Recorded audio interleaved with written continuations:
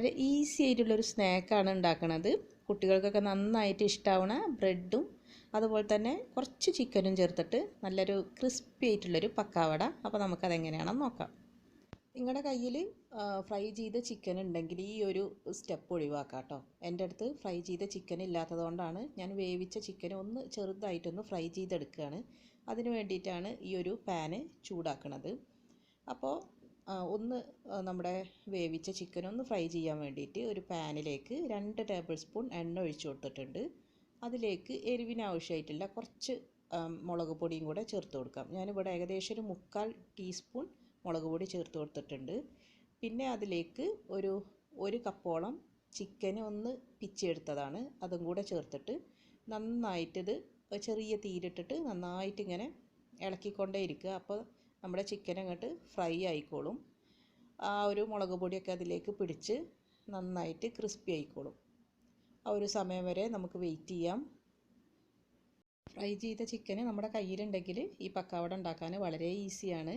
അപ്പോൾ ഞാൻ ഇതുപോലെ ഒന്ന് വേവിച്ച ചിക്കനും അതുപോലെ തന്നെ ഫ്രൈ ചെയ്ത ചിക്കനും വെച്ചിട്ടും ഈ പക്കാവട ഉണ്ടാക്കി നോക്കിയിട്ടുണ്ട്. അപ്പോൾ ശരിക്കും ടേസ്റ്റ് വ്യത്യാസം നമുക്ക് മനസ്സിലാകും.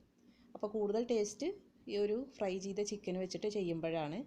അപ്പോൾ ഞാൻ എൻ്റെ ചിക്കനിലേക്ക് ഒരു 1/4 ടീസ്പൂണോളം മഞ്ഞൾപ്പൊടിയും കൂടെ ചേർത്ത് കൊടുക്കുന്നുണ്ട്. അപ്പോൾ അതിൻ്റെ ഒരു കളറിൻ്റെ വ്യത്യാസം നമുക്ക് മനസ്സിലാവും. കണ്ടോ, ഇതിപ്പോൾ ഫ്രൈ ആയി വന്നിട്ടുണ്ട്. ഇനി നമുക്ക് സ്റ്റൗ ഓഫ് ചെയ്യാം.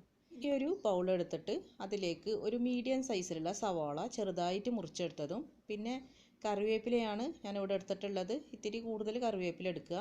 പിന്നെ കുറച്ച് പച്ചമുളകും ചേർത്തിട്ടുണ്ട്. അപ്പോൾ ഇതെല്ലാം കൂടെ നമുക്ക് ഈ ബൗളിലേക്ക് ഇട്ട് കൊടുക്കാം.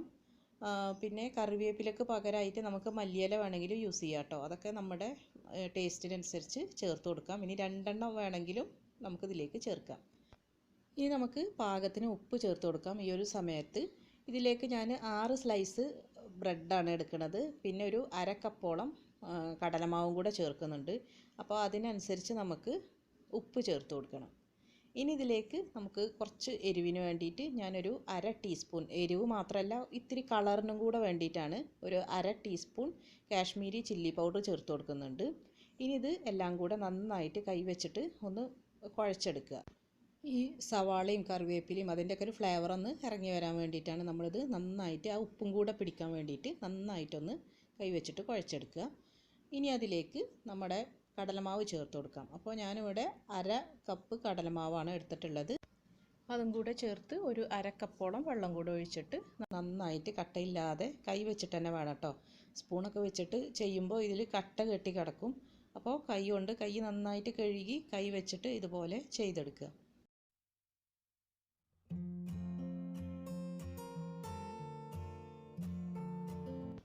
ഇതിപ്പോൾ എല്ലാം കൂടെ നന്നായിട്ട് യോജിച്ച് വന്നിട്ടുണ്ട്. ഇനി ഇതിലേക്ക് നമ്മൾ ഫ്രൈ ചെയ്ത് വെച്ചില്ല നേരത്തെ, ആ ഒരു ചിക്കന് ചേർത്ത് കൊടുക്കാം.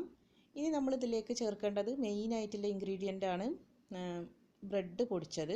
അപ്പോൾ ഞാനിവിടെ ഒരു 6 സ്ലൈസ് ബ്രെഡ്, വൈറ്റ് ബ്രെഡാണ് എടുത്തിട്ടുള്ളത്. 6 സ്ലൈസ് ബ്രെഡ് നന്നായിട്ട് പൊടിച്ചെടുത്തിട്ടുണ്ട്. അത് നമുക്ക് ഇതിലേക്ക് കുറേശ്ശായിട്ട് ഇട്ട് കൊടുക്കാം.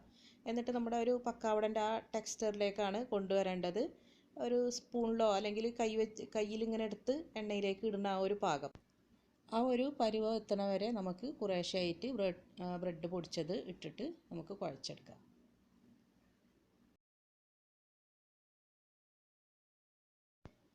ഇത് കണ്ടോ, നമ്മുടെ മാവ് ഇവിടെ റെഡി ആയിട്ടുണ്ട്. നമ്മൾ മാവ് ഇങ്ങനെ കയ്യിലെടുക്കുമ്പോൾ മുറിഞ്ഞിങ്ങനെ പോരണം. ആ ഒരു പരുവാണ് നമുക്ക് വേണ്ടത്. ഇത് കണ്ടോ, നമ്മൾ സാധാരണ പക്കാവടയൊക്കെ ചെയ്യുന്ന പോലെ തന്നെ ആ ഒരു പരുവം ആയി എടുത്തിട്ടുണ്ട്. ഇനി നമുക്ക് ഒന്നുമില്ല, ഫ്രൈ ചെയ്തെടുക്കുക. നല്ല ചൂടായിട്ടുള്ള എണ്ണയിൽ മീഡിയം ഫ്ലെയിമിലിട്ടിട്ട് നല്ല ക്രിസ്പി ആകുന്നത് വരെ ഫ്രൈ ചെയ്തെടുക്കുക. അപ്പോൾ എല്ലാവരും ഇതൊന്ന് ട്രൈ ചെയ്യുക. എല്ലാവർക്കും ഇഷ്ടമാവും. അതുപോലെ തന്നെ കുട്ടികൾക്കൊക്കെ പ്രത്യേകിച്ചിട്ട് ഇഷ്ടമാവും. നല്ല ടേസ്റ്റാണത് കഴിക്കാൻ. അപ്പോൾ എല്ലാവരും ട്രൈ ചെയ്തിട്ട് നിങ്ങളുടെ ഫീഡ്ബാക്സൊക്കെ കമൻറ്റിലൂടെ അറിയിക്കുക. എൻ്റെ വീഡിയോ നിങ്ങൾക്ക് ഇഷ്ടമാവുകയാണെങ്കിൽ ഒന്ന് ലൈക്ക് ചെയ്യുക. ഫ്രണ്ട്സിനും റിലേറ്റീവ്സിനും ഒന്ന് ഷെയറും കൂടെ ചെയ്യുക കേട്ടോ. ഇനി വീണ്ടും പുതിയ റെസിപ്പീസുമായി കാണുന്നത് വരെ താങ്ക് യു.